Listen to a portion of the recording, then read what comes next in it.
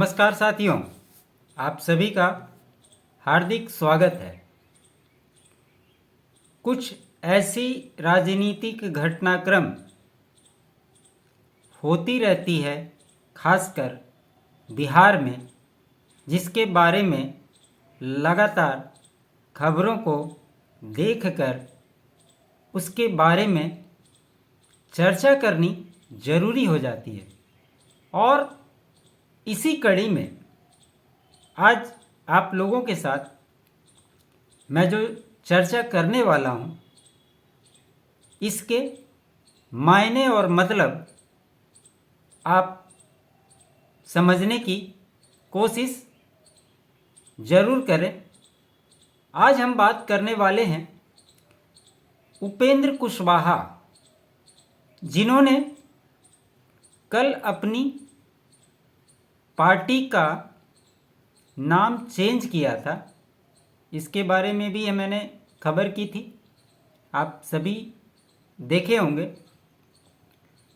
RLJD जो उनकी party का नाम था, उसको उन्होंने बदलकर आरएलएम राष्ट्रीय लोक मोर्चा कर दिया, जिसकी जानकारी प्रेस कॉन्फ्रेंस के माध्यम से उन्होंने कल दी थी।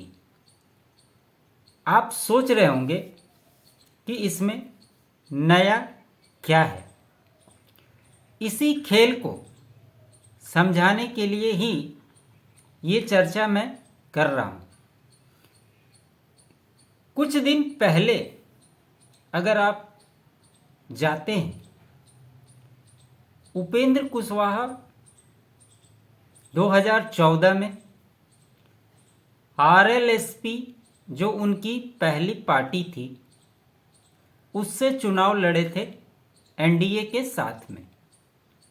3 सीटें मिली थी, तीनों सीट वो जीते थे। उसके बाद 2019 में वो अलग होकर चुनाव लड़े थे और उन्हें करारी शिकस्त मिली थी। उसके बाद उन्होंने अपनी पार्टी का विलय कर दिया था जेडीयू के साथ में। उसके बाद वो जेडीयू के साथ बने हुए थे, महागठबंधन की सरकार बनी। उसके बाद उन्होंने ये आरोप लगाते हुए कि नीतीश कुमार जेडीयू को आरजेडी के साथ मर्ज करने वाले हैं, उन्होंने जेडीयू छोड़ा और फिर आरएलजेडी के नाम से 20 फरवरी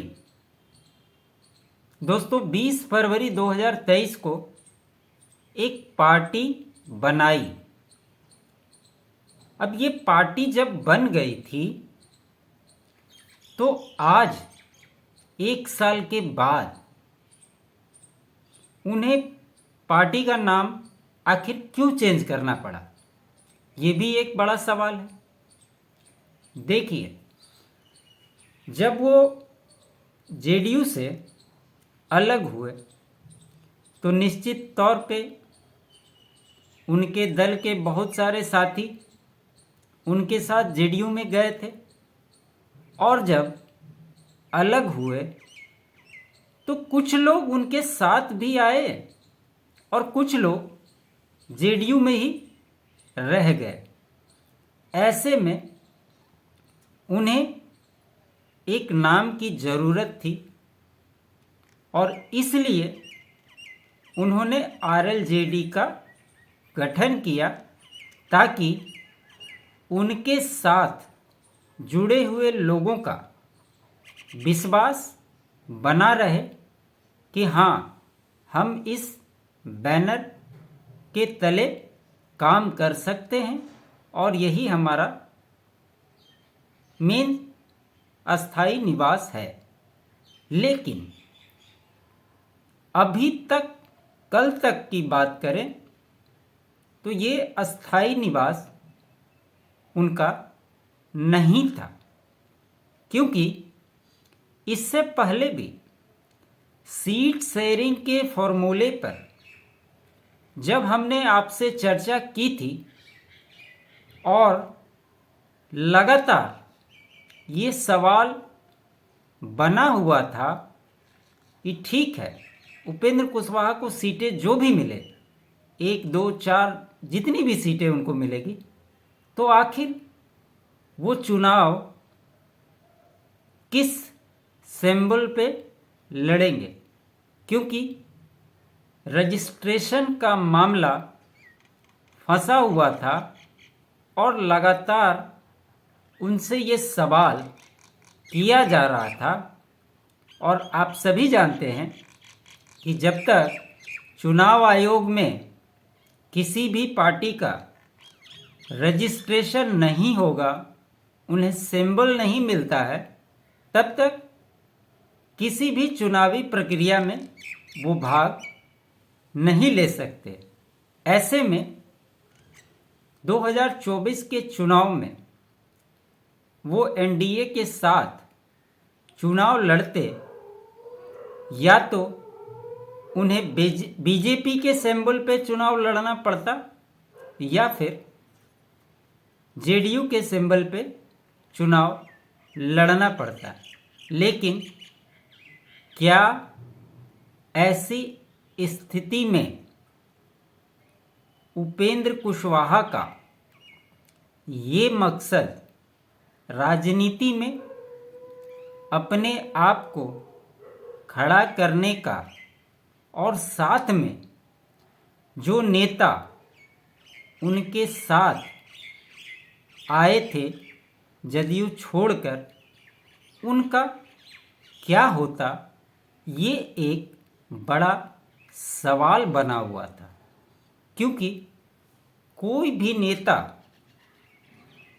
किसी भी दल का हो, निश्चित तौर पे वो चुनाव लड़ना चाहता है, और ऐसी स्थिति में अगर इनके पार्टी का रजिस्ट्रेशन नहीं होता तो निश्चित तौर पे इनकी खुद की इस्टेब्लिशमेंट पे सवाल उठ रहा था।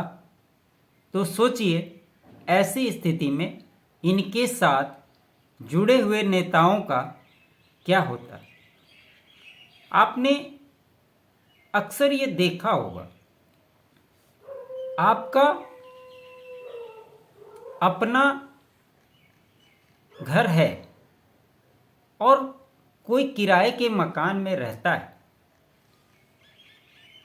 आप किसी से जब चर्चा करते हैं तो आप बोलते हैं ना कि भाई मेरा अपना मकान है दोस्त, हमारा ये परमानेंट जगह है, वहाँ पे आप आओ, कोई दिक्कत नहीं। उससे आपका भरोसा बढ़ता है। लेकिन किराएदार को अक्सर आपने देखा होगा कि आज आपके यहाँ है, 2 महीने का किराया बाकी हो गया, कोई खटपट हो गया, वो मकान छोड़कर रातों रात दूसरे जगह शिफ्ट हो जाएगा। अगर किसी तरह की बात होती है और लोग अगर उसे खोजने आते हैं तो यही पाते हैं कि भाई वो तो रात ही रात चला गया। तो यही स्थिति उपेंद्र कुशवाहा की हो गई थी कि आखिर उनका अस्थाई पता कौन सा है। क्योंकि आरएलएसपी के इतिहास से उठाकर जदयू से आरएलजेडी और आरएलजेडी से अब आरएलएम, यहाँ तक के सफ़र के दौरान उनके कई एड्रेस चेंज हुए। इसलिए ये भी एक साइंटिफिक रीज़न बनता है कि भाई किसी भी व्यक्ति का जब तक अस्थाई पता नहीं होगा तो उससे संपर्क कैसे करें। दूसरी बात जो सबसे महत्वपूर्ण है, अगर उनका पार्टी का रजिस्ट्रेशन नहीं होता और सीटों के निगोशिएशन में आप जानते हैं कि जिस प्रकार से सीटों का निगोशिएशन अन्य पार्टियां कर रही है, ये वहाँ पे कहीं ना कहीं कमज़ोर कड़ी साबित हो रहे थे। ऐसे में कल जो इन्होंने पार्टी का अनाउंसमेंट किया राष्ट्रीय लोक मोर्चा का, ये कहीं ना कहीं उनके कॉन्फिडेंस को बढ़ाता है और अब उनकी निगोशिएशन की क्षमता सीट शेयरिंग को लेकर बढ़ गई, क्योंकि पहले ये तय नहीं था कि वो चुनाव लड़ेंगे तो, लेकिन किस पार्टी से और किसके सिंबल से। लेकिन चूंकि अब उनकी पार्टी रजिस्टर्ड हो गई है, इसीलिए उन्होंने प्रेस कॉन्फ्रेंस करके एक नैतिक दबाव नीतीश कुमार के ऊपर हो और भाजपा के ऊपर भी हो, इन दोनों दलों के ऊपर उन्होंने एक दबाव बना दिया कि देखिए मेरी पार्टी रजिस्टर्ड हो गई है और अब मैं अपनी पार्टी के लिए सीटों का निगोशिएशन करूंगा, और इस संशय को भी दूर किया और कहीं न कहीं उनके नेताओं में जो अविश्वास की स्थिति उत्पन्न हो रही थी कि आगे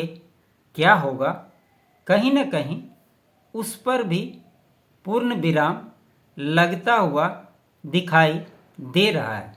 यही सबसे बड़ा कारण है कि एक साल गुजर जाने के बाद, आप 20 तारीख से देख लें, कल उन्होंने अनाउंस किया था, 18 तारीख था। आज जब मैं ये विश्लेषण कर रहा हूँ तो मोटा मोटी एक साल उनकी पार्टी जो आरएलजेडी बनाया था उसका पूरा हो गया था।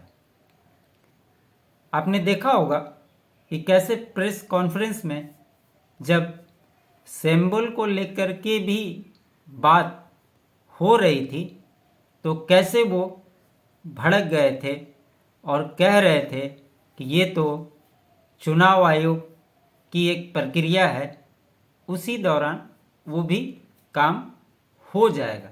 लेकिन कहीं न कहीं एक जो संशय की स्थिति बन गई थी वो उन्होंने दूर कर लिया, और आप कह सकते हैं कि ये उपेंद्र कुशवाहा का मास्टर स्ट्रोक जरूर होगा।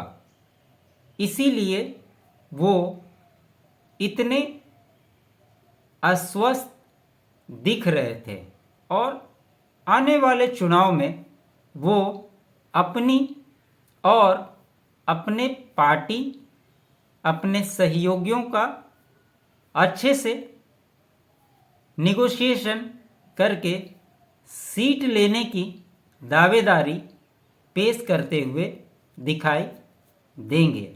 यही कारण था ये सारी चीज़ें इतने दिनों में घटी, और इसके परिणाम स्वरूप कल का प्रेस कॉन्फ्रेंस और चुनाव आयोग का वो लेटर मीडिया में दिखाना इस बात को दर्शाता है कि वो अब परमानेंट हो गए हैं और उनका स्थायी पता M24 स्ट्रैंड रोड हो गया है।